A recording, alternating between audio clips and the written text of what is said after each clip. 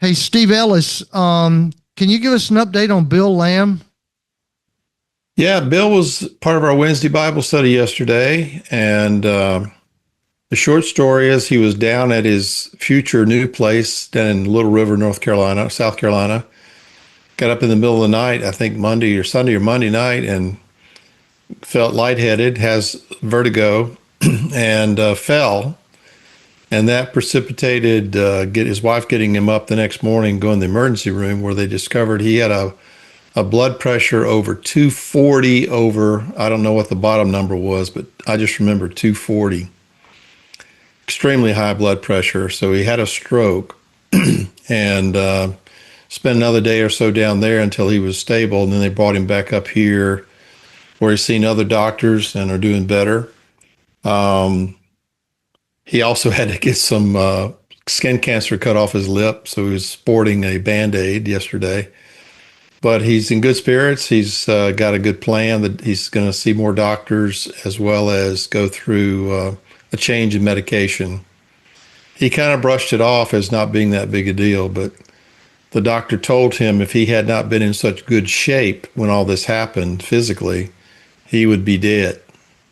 So the Lord spared him, and he knows why. He says he scheduled one more of his summits that he's done several of. Some of us have been to. He's got another one scheduled, so he figures the Lord didn't want him to go yet until he had that summit. I said, why don't you just keep scheduling summits and you'll be around forever? So that's the report. Okay, thank you. Now, Bryan Crotts is here to delight and entertain and elevate this group. Thank you, Bryan. All at once. Okay. And you sent out an email that said my topic is called To Be Determined. So that's something to look forward to. Okay, we're ready to go? Ready. Okay, good. Let's have a prayer. Thank you, our God and Father, for the day, the food, and the blessings that we have when we come together in the company of saints. Bless our time with truth and with growth in grace and sweet fellowship, we pray in Christ's name. Amen. Good. I see a lot of faces I don't recognize. I know I come very sporadically, but if I've not met you, I'm Stephen's kid. That might not mean much to some of you, but I'm Bryan Crotts. I'm a pastor in Burlington, and Dad was a longtime part of this group. So I think they ran out of people to call. Is that how it worked? Something like that. But I wanted to give a little talk to y'all today. This is maybe a bit experimental, but thinking through a little bit of life with Dad. Now, he was a minister for 51 years. I've been a minister 23. And so he and I had a lot in common. In fact, my sister made the comment a few weeks ago, you knew Dad better than we did. And what she meant is the two of us spent a lot of time together talking about lots of things in common. And that is true. We did become very close. And so that's a bit of what I want to speak about today. Dad had a lesson called The Good Life. Probably heard it maybe a time or two here. Not sure. So I wanted to incorporate some of that and change the title a little bit as I look back on life with Dad and the things he taught me. And call it A Good Life, perhaps in reference to him, but also as I reflect. My sister and I were chatting on the phone about 2 days ago about our cars. And I told her, my 10-year-old truck needed some front end work. So I took it in, and it's great now. It steers straight and all the rest. And she said, well, my old Volvo, the check engine lights come on. And she says, we don't know if we should fix it or trade it. And I said, well, I got a really great fix for a check engine light. You get some electrician's tape and you cut a piece just right, and you make sure your eyes are just right, and you cover that check engine light on your dash, and voila, there it is. It works every time, right? There's the gas tank trick too. If you unscrew your gas cap and maybe screw it back on, that works too. But she's got a pretty significant problem. Now, the issue with the electrician's tape if you cover your check engine light, you've not solved the problem. Reality will still come to bear. And if you're in a car, if you're in an automobile, that can leave you stranded. Not so terrible. You call AAA. Maybe you find a Starbucks with air conditioning, and you're okay until things get taken care of. But if you're in a aircraft, you're in an airplane, the check engine light could mean death. It could mean great danger, or perhaps an offshore boat, and the battery dies when you're a couple of miles out. Those sorts of things. But what I want us to think about today is, what about our bodies? What about our souls when the check engine light comes on, when the gauges are running hot, when the alarm bells on our dashboard are going off? And I want to take this particular bent today. Dad and I, both being ministers, have had a great desire to care for men in ministry. That's something that Dad has done for quite a long time. Many of you know, probably since the late 60s, he had a little nonprofit called the Carolina Study Center. And through that ministry, he was able to do lots of freelance ministry. Dad was a man of many and varied gifts, and most of those I'm not good at. I'm never going to dress up as St. Nicholas, never going to dress up as Martin Luther, and all 90 other characters. Those are not my gifts and graces. But the one thing we did hold in common was a love for ministers. And years ago, Dad put an aspect under his ministry called the Spurgeon Fellows. Charles Haddon Spurgeon was a minister in London and suffered very often from deep, dark depression. In fact, some of you will know that in the Metropolitan Tabernacle in the late 1800s, during a church service that was packed with hundreds, if not thousands of people, someone hollered out fire, and there was a immediate stampede and people died, and he never got over that. And so one of the things Dad and I have noticed over the years, both in our own lives, but in the lives of ministers, is there is a great need to look in on ministers in order that they can have a long-term stay in a church, they can have a longevity in the profession and in the field. And so some of what we'll think about today will definitely be applicable to you in your life, wherever you are, whatever age and stage. But the challenge is to pay attention to the gauges, to pay attention to the dashboard, to pay attention to the lights. Do not stick electrician's tape over the red lights. Ministers have a special place in my heart and Dad's because we are both ministers. Dad was ordained in 1975, but I think in maybe the summer of 1967 or 66, he became a Christian, and very early on really set out to become an evangelist. I don't think Dad ever intended to be a minister in a local church, but that's where most of his career was. So in a sense, you could say his ministry spanned most of his entire late adolescent life until his dying day. I did not set out to be a minister. Our family, Dad's side of the family, had a furniture retail business, and my goal was always to be the third generation. Soon after college, working, married, hated it, had the itch to go to seminary. My wife cried, got in. She cried some more. I got out, got ordained. Everybody cried. But that has been my lot in life. As I've talked to Dad over the years, and then my own experience in life and in ministry, and perhaps this is because of maybe both of our temperaments, we have found ourselves about every 3 to 5 years just absolutely dead in the water. And when I say dead in the water, I mean, you wake up in bed and you think to yourself as you peek one eye out over the cover, if I get out from this bed today, nothing good will happen. Won't be good. That's a scary place to be in life, but also in ministry. You've perhaps heard the joke that most ministers wake up on Monday morning and look at the want ads. They just had such a rough Sunday that I'll go sell life insurance. I'll do something other than this. And so you can come to a place in life, and I'm sure in other professions or situations, you can be worn out and weary. And I look back from what I can remember as a kid, as a young adult, as a grown adult, but also in some things we found that in Dad's study that we have read. Dad went through a crisis his senior year of college, his senior year of seminary. He went through a crisis in around 1979, 1981, and then again in the mid 90s, and again in the early 2000s, and then again in maybe 2008 or so, just before he moved to this area. I can remember a couple of those. I cannot remember his college crisis. I was not even a twinkle in his eye at the time. I don't, of course, remember his graduate school crisis, but I can remember in 1979, 1980, 1981, Dad had a crisis of theology, wishing to leave the Presbyterian Church U.S., the Southern Church at that time, over theological liberalism.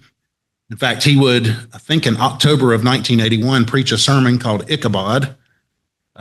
Ichabod in Hebrew means the glory has departed. And so Dad gave like 7 or 8 reasons the glory of God had departed the Southern Presbyterian Church. And as you can imagine, that won him tons of friends.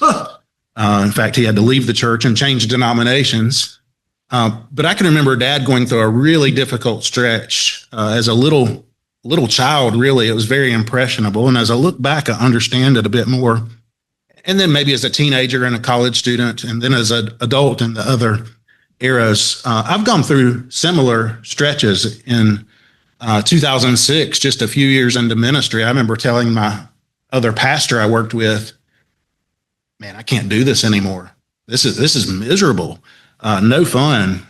Again, in 2009, a crisis. Again, in 2012, went through one in 2018. And then in 2023, in particular with Mom's illness and death, another hard patch. And so what Dad and I began to realize over the years is it takes a group behind the minister really to have success. Most ministers will last about 3 to 5 years. But that's after, in general, 3 or 4 years of education. And so for them to last in ministry a briefer time than it took them to get their Masters of Divinity, that's a pretty serious thing. You want to educate a minister and train them, and you want them to last 40 years or so if the Lord will allow it. But it is very difficult. And so one of the challenges that we took upon ourselves is to see what we could do to rescue hurting ministers, but also to rehabilitate and help them get back on their feet. I'll give you a wonderful story about Dad's heart. And this really has encouraged me in what I do to help others. When I mentioned the 2006 era, we had a group in our church down in the Charlotte area that were just giving us trouble. And they eventually about 70 of them left. And they started their own church, which we called the Circular Firing Squad Presbyterian Church.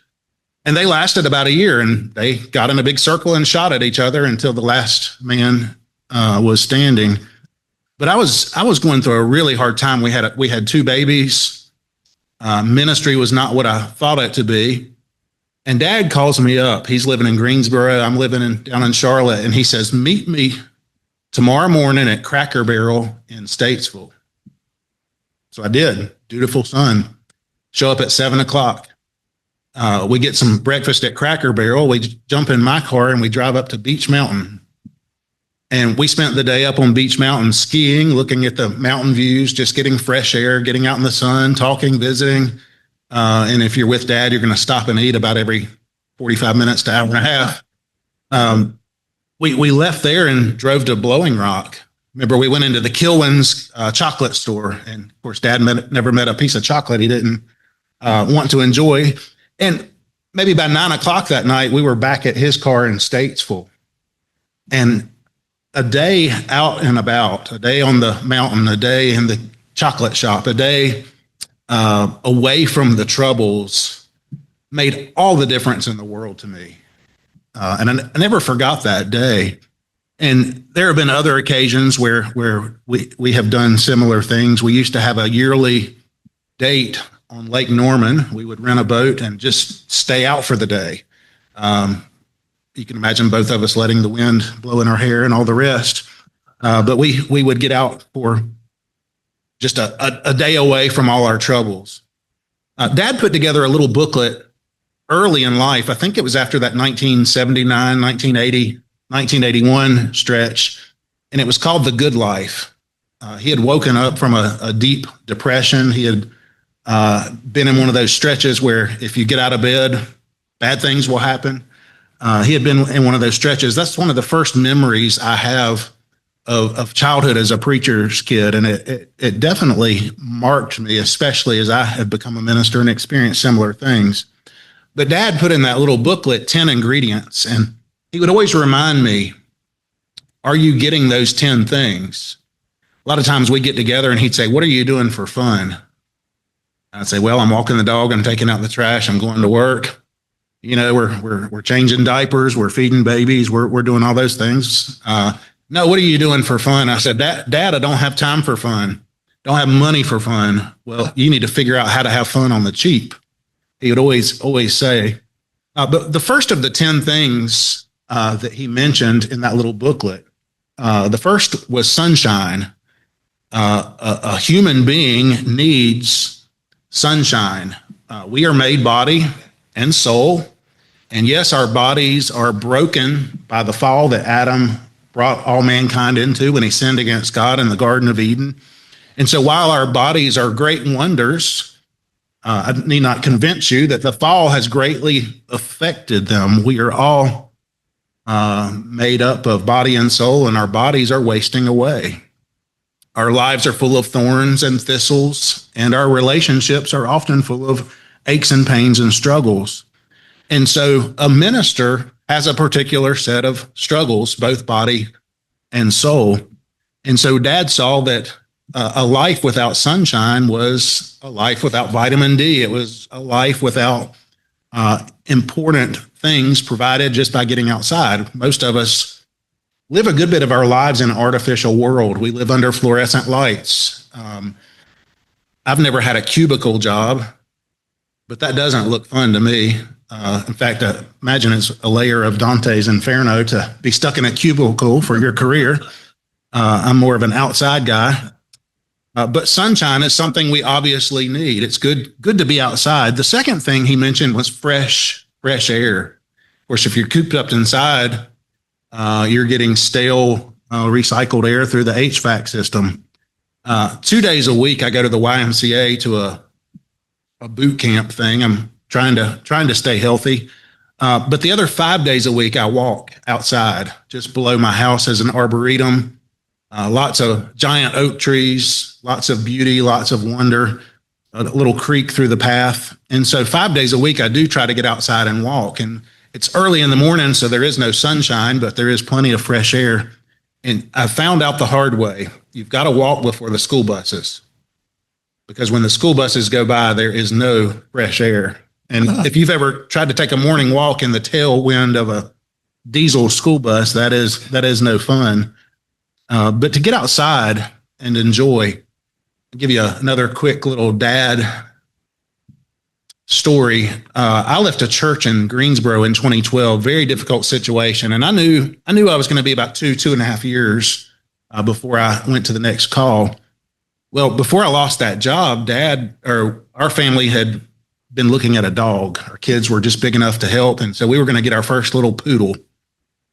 And we ended up getting Winston. Now, we canceled our reservation for this dog because my job had ended. And little did I know that Mom and Dad had gotten on the phone with the breeder, the kennel, and they had paid for the dog.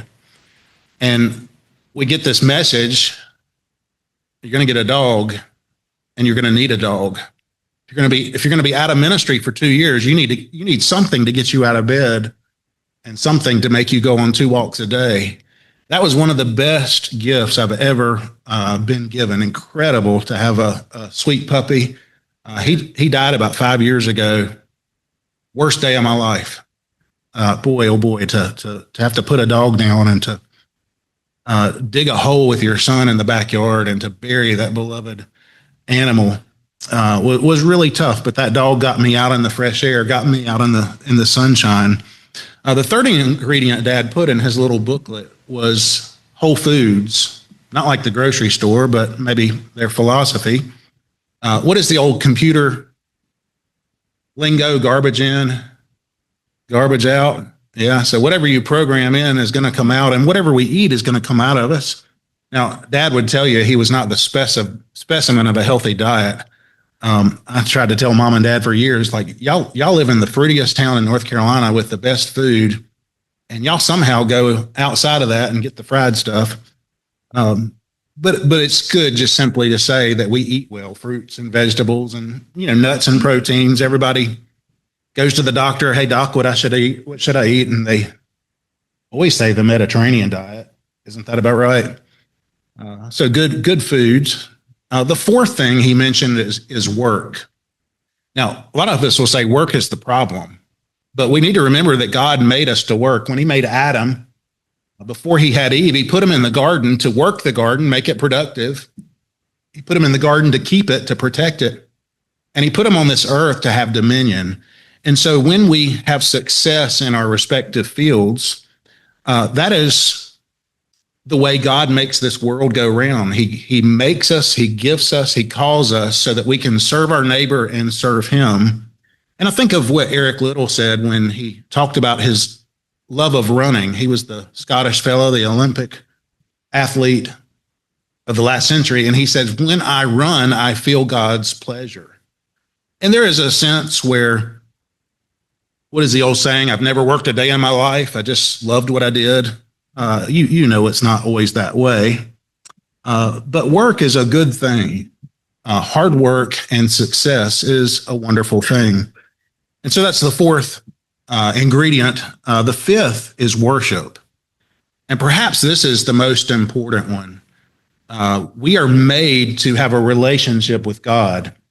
In fact, when our sin separated us from God in the garden, the whole point of Jesus coming into this world and obeying in our place and suffering in our place and dying in our place and reconciling us to God is so that that relationship is born again. That relationship is restored and renewed. And so God's people are built to worship. We call Sundays, in our tradition, the market day of the soul. Back in the old days, you would go to the market and you would get enough things at the market to last you the week. The farmers would come, everyone would bring their wares and their goods, and there would be a day of trading, a market day. And so my tradition in Christianity is referred to Sunday as the market day of the soul. You come and get filled up with God's graces, his blessings, and you can live another week until the market day of the soul, Sunday, comes around. Maybe a little more manly way to look at it. I look at worship on Sundays as getting a front end alignment.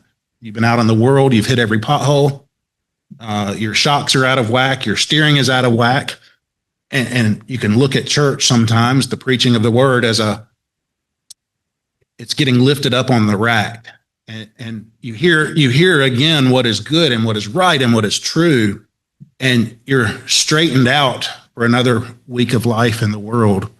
Or perhaps one other way is to look at it like a jump start, a battery boost, a trickle charge. We've got these battery stations all over the place now for your Tesla and whatever electric vehicle you have, and go to church on Sunday and you get a good charge, and that charge will last you the week. The sixth ingredient after worship is relationships. You look at the scriptures, God has made man and woman, male and female. He's made us for marriage in many cases. He's made marriages for the fruitfulness of offspring and children and generations. We live with people, we work with people, we are in fellowship with people in the church and other places. And so God has made us for relationships, and they need to be engaged in and nurtured and rebuilt and restored and all those good things. Dad was big on number 7, and that was to play. What do you do for fun? He'd always ask.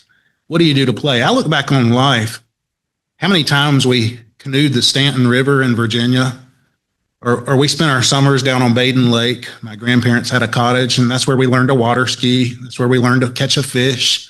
That's where we learned to drive out to some of the islands on the lake and explore them. That's where we learned to shoot a snake. That's where we learned to do all kinds of things. Our family camped a lot. When the girls got sick and tired of it, the boys would go on a summer camping trip to New England. That was full of great adventure. And I think I mentioned to y'all, one of the times Dad almost killed us. That was the roof story, but he was also the cook on one of those trips. And my brother and I got Montezuma's revenge. Never seemed to end, so we never let him cook again. But we did those sorts of things for fun. And as I look back, I think Dad was going on those trips with us boys for fellowship and friendship, but he was getting a dose of sanity again by being gone. When I got into high school, we would leave after Christmas and we'd drive up to New England and we would find whatever New England ski resort had snow.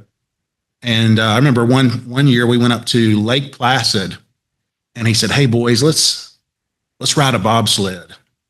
Well, if you saw Dad kind of walked with a crick in his neck, that's from 1995. Three of us rode a bobsled and it jerked his, 45-year-old at the time body all around. He said that was the worst $50 I ever spent, but it was memorable. It was fun. What do you do for fun? You play. I am trying to do that now. I recently came into a 14-foot John boat with a 15 horsepower motor that's 30 years old. And that thing has no frills, but man, you get out on the water and go 21, 22 miles an hour. Again, the wind blowing in your hair, what's left of it, you forget a lot of troubles. But what do you do for fun? What do you do for play? Number 8 is sleep. God has given us 24-hour days, and about eight of those need to be for sleep. Now, some of you may be in the stage where I am easing into, where sleep comes and fits because you got to get up and tinkle. Right. So you take some naps and, you get up and do all that. Some of you probably have it way worse. But a doctor friend of mine in Greensboro, after a rough patch of ministry in 2012, he said, "Bryan, you need to sleep for 1 year. You need to sleep until you wake up every day. You do not set an alarm, go to bed at a regular time." But he said, for about a year, you need to sleep until you wake up and let your body heal. And that was true. That was restorative. My watch tells me every night about 10 o'clock, hey, it's bedtime. And of course, what do? I go to the freezer and get a little ice cream. I got to watch Gutfield or one of my evening shows. And before you know it, it's 11:30 and then the clock's going off at 5:30 or 6 or whatever. And you get your sleep score the next morning and you're in the 60s or 70s. That's not good. Sometimes that's a hard habit to break. Number 9 is beauty. Number 9 is to surround yourself with beauty. And for us, growing up in Mom and Dad's house, always a place of beauty, lots of artwork, lots of color, lots of trinkets from all over the world where Mom and Dad traveled. But our houses were always a place of beauty, and not just with stuff, but with the music that was played or with the things we watched on the television or the meals that were put on the table. That was always a wonderful thing. We are made in God's image, and God does beautiful things. Just look at the world. God requires beautiful things. Look at the building of the tabernacle, the building of the temple. We are in for some beauty when we get to heaven. The new heavens and the new earth will be something like we have never seen. And so surrounding ourselves with beauty makes us feel human. Some of us were chatting on the way here about maybe Texas and there's no trees, but here in North Carolina, lots of trees, lots of beauty in our nature, lots of beauty around us is a wonderful thing about living in North Carolina. Number 10, and the last one, is the word obedience. Pastor Eugene Peterson, some of you have read The Message, the Bible translation. Eugene Peterson was well known for a book on the Psalms that he wrote called A Long Obedience in the Same Direction. And the word obedience is not, sexy. The word obedience is not something we want to hear. But if you read through the scripture, what does God require of us? To know him and to keep his commandments. And so a well-ordered life, a life of obedience, living within the boundaries God has given us, is a wonderful thing. And if you do that for the longevity of life, you have you're going to have problems. It's a sin-filled world. We're still going to do foolish things and pay the consequences. But a life of obedience, I'm sure you've told your children or your grandchildren this, it's just going to go well with you. And so that's ingredient number 10. So what do you do when your check engine light goes off? Well, I don't recommend getting out the tape, the electrician's tape. There are times in life we must press on. There are times in life where we must keep going because there's a mortgage to pay. There's promises to be kept. But we need to be careful not to crash and not to burn. That hurts ourselves. That does indeed hurt others. But it's important, I think, for us to build into our lives ways that these 10 things can be a priority throughout the week. Definitely worship on Sunday. You guys have this rich fellowship every week. What a wonderful thing. I look back on life and I remember coming home from school and Dad would be home from work a little early and he'd be outside washing a car. Come wash the car with me. It was a simple way for him just to be outside and get some sunshine and some fresh air. A morning walk is wonderful. I highly recommend getting a dog. May not be the right time in life, but dogs are wonderful for keeping you grounded and outside. One of the things Dad and I have been working on over the last couple of years is following through on what has helped us with other ministers. So back in February, I think it was, a friend of mine going through a pretty rough patch. And I said, hey, meet me in Statesville. Meet me at Cracker Barrel. And I did for him what Dad did for me 20 years ago. And it did him a world of good. It did me a world of good to be with him, to be outside as well. This little skiff I've gotten, this little John boat I've gotten, it's got to get named. It's not much to look at, but it sure will get you around. One of the things I hope to do is some of my fellow ministers who are falling on hard times, hey, let's get outside. Let's just go ride for the day. They may take one look at this thing and wonder if it's seaworthy, but it's gotten me around. But this is a bit of the heart that Dad and I have for ministers, for our own lives. But I think much of this will translate into where you are in life, what age and stage. These are all things we need for both body and soul. And so may the Lord add his blessing to these things as you think through what dash lights are flashing on your gauges and on your dashboard. So we'll take questions and comments and complaints. Is that the right? Well, I just wanted to say that when you were talking about getting on that John boat and the wind through your hair, I thought, well, how much of your hair and Stephen's hair was left on the river? Because he used to say that Catherine would say, it's just more face to kiss, you know. So I'm trying not to pick up his jokes.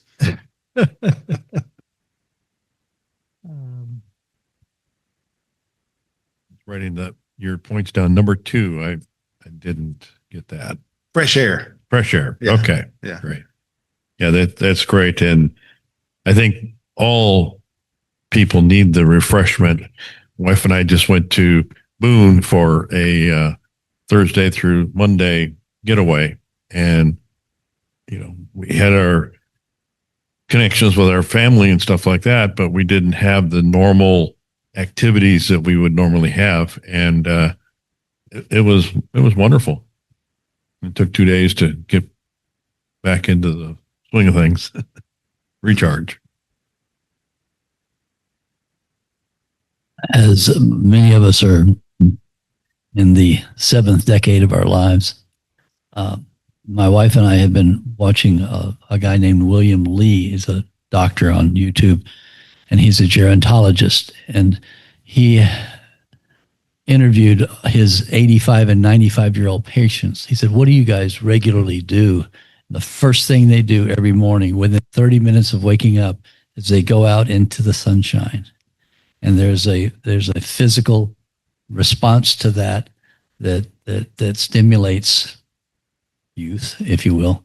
And the second is you want to double team it, walk that 30 minutes in the sunshine. And he was just quizzing all of his older patients. What do you do? And they're all doing the same thing. Many of the things that you've mentioned here. So it's just I encourage all of us to do that. Since then, we've gotten up first thing, go out on the porch or take a walk with our little dog and try to get that 30 minutes of sunshine in. Grass doesn't grow on a busy street.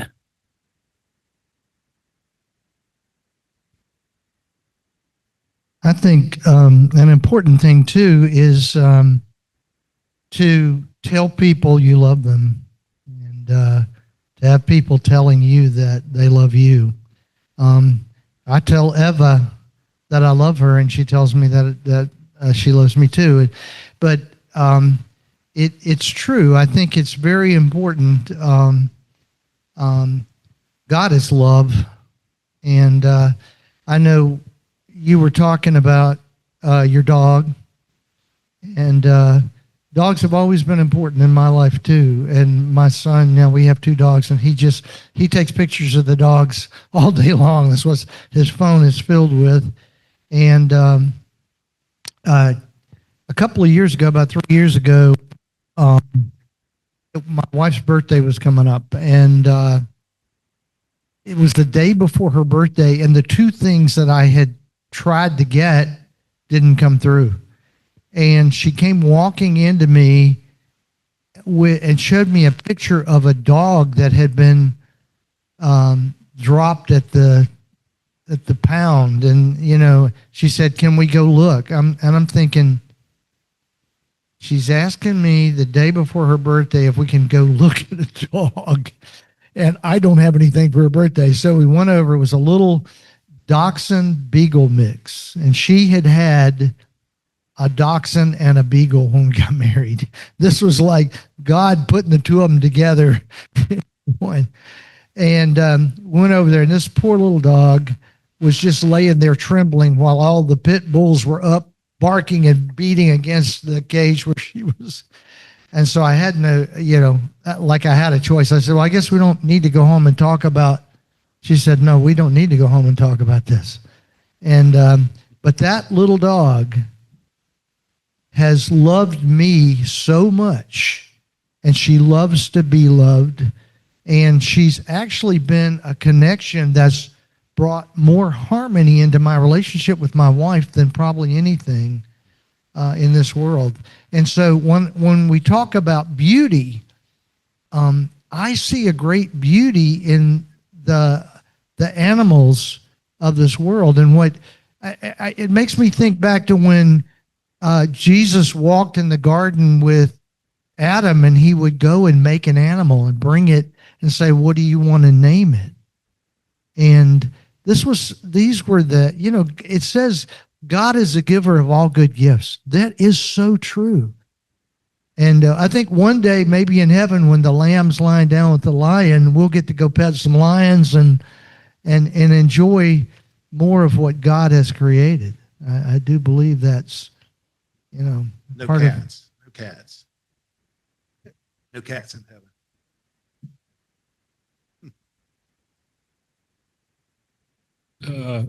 Steve was telling us Bill Lamb's report yesterday. One thing that really struck me at the end of him telling what Steve just told us was he said the thing that made the most difference for me when I was going through all that, he said, I got hundreds of texts, voicemails, and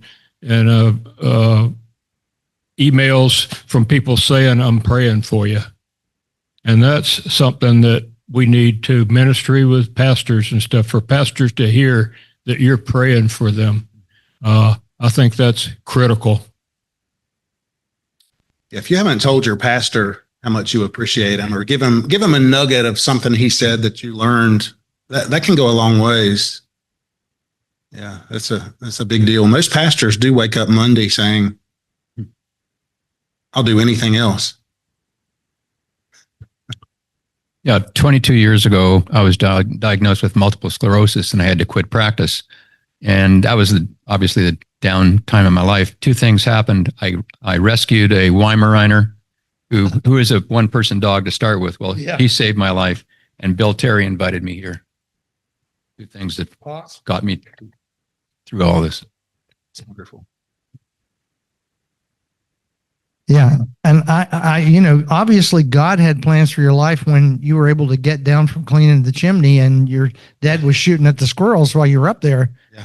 He didn't hit anything, thankfully.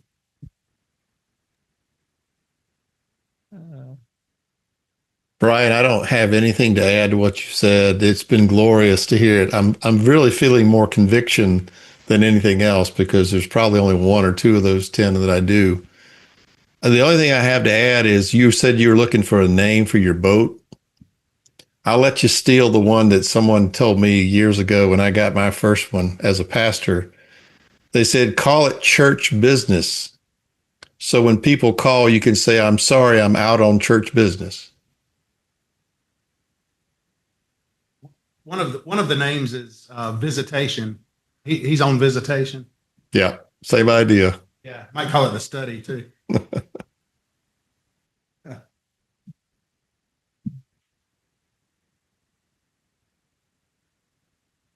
Brian, thank you for being part of our fellowship and bringing some of the next generation of Stephen Crotts. We loved Stephen dearly.